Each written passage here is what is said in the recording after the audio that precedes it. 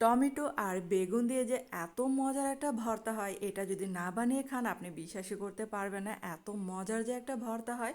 আসসালামু আলাইকুম সবাইকে। আর এই ভর্তাটা বানানো কিন্তু অনেক সহজ, এখন যেহেতু টমেটো পাওয়া যাচ্ছে বেগুনও পাওয়া যাচ্ছে, নতুন নতুন বেগুন উঠেছে। আর এখানে দেখেন প্রথমে আমি সয়াবিন তেল দিলাম, তারপর হচ্ছে এখানে 3টা টমেটো আমি যে পাতলা স্লাইস করে কেটে নিয়ে এগুলাকে এখন ভেজে নিচ্ছি। আর আপনারা চাইলে কিন্তু এখানে সরিষার তেল দিয়েও ভেজে নিতে পারেন। তারপর হচ্ছে এখানে যে আমি 2টা বেগুন মানে মিডিয়াম সাইজের বেগুনগুলা একটু হলুদ আর একটু লবণ মাখিয়ে এগুলাকে ভেজে নিচ্ছে। আর সাইডে একটু মানে পেঁয়াজ কুচি দিলাম, রসুন কুচি দিলাম, এগুলোকে একসাথে ভেজে নিচ্ছে। আর এগুলা দেখেন এখন ভাজা হয়ে গেছে, তো পেঁয়াজ রসুন ভাজা হয়ে গেছে, এগুলো এখন নামিয়ে ফেলতেছি সবগুলো। তারপর এগুলা তুলে এখন একটা ডিম মানে ভেজে নেব।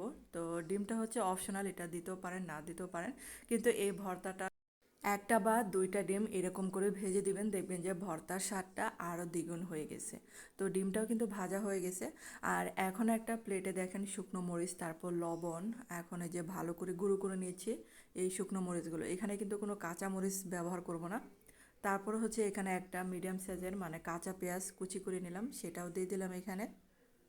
আর বন্ধুরা, আপনাদের কাছে ছোট্ট একটা রিকোয়েস্ট ছিল, যারা আমার চ্যানেল আজ প্রথম ভিডিও দেখছেন কিন্তু চ্যানেলটাকে সাবস্ক্রাইব করতে ভুলে গেছেন, প্লিজ তাদের কাছে অনুরোধ রইল চ্যানেলটাকে সাবস্ক্রাইব করে আমার পাশে থাকতে পারেন।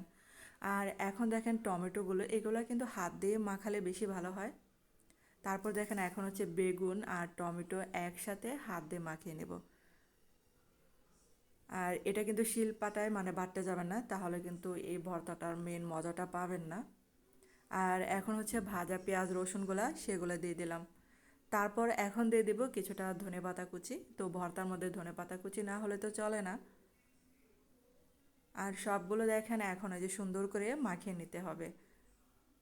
আমরা তো অনেক আবার বেগুন টমেটো ভর্তা খেয়েছি, তো এভাবে একবার হলেও খেয়ে দেখতে পারেন, অনেক মজার হয়। আর এটা দিয়ে অনেকগুলো ভাত খেতে পারবেন অনায়াসে। তারপর দেখেন এখন এই যে মাখানো কিন্তু প্রায় শেষ, তো যেগুলো একটু শক্ত লাগবে সেগুলো হাত দিয়ে ফেলে দিবেন। আর এখন হচ্ছে যে ভাজা ডিমটা দিয়ে দিলাম।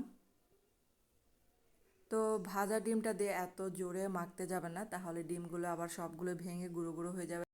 আর এই ভর্তাটার বিশেষত্ব হলো মানে 3টা জিনিস থাকে, তো এটা মানে অসাধারণ লাগে এই ভর্তাটা। তারপর এখন এই যে কিছুটা সরিষার তেল দিয়ে দিলাম। আর দেখেন আপনারা দেখে বুঝতে পারবেন যে এই ভর্তাটা যে কত লোভনীয় হয়েছে। আর এটা দিয়ে আপনি অনেকগুলো ভাত খেতে পারবেন অনায়াসে।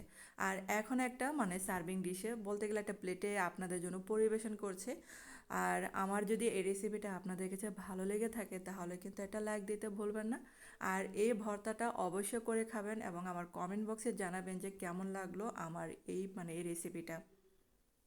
আর অবশ্যই শেয়ার করতে পারেন আপনাদের ফ্রেন্ড সার্কেল আত্মীয় স্বজনের মানে কাছে।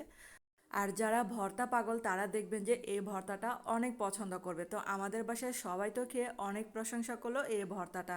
আর ধন্যবাদ সবাইকে এতক্ষণ আমার ভিডিওটা দেখার জন্য।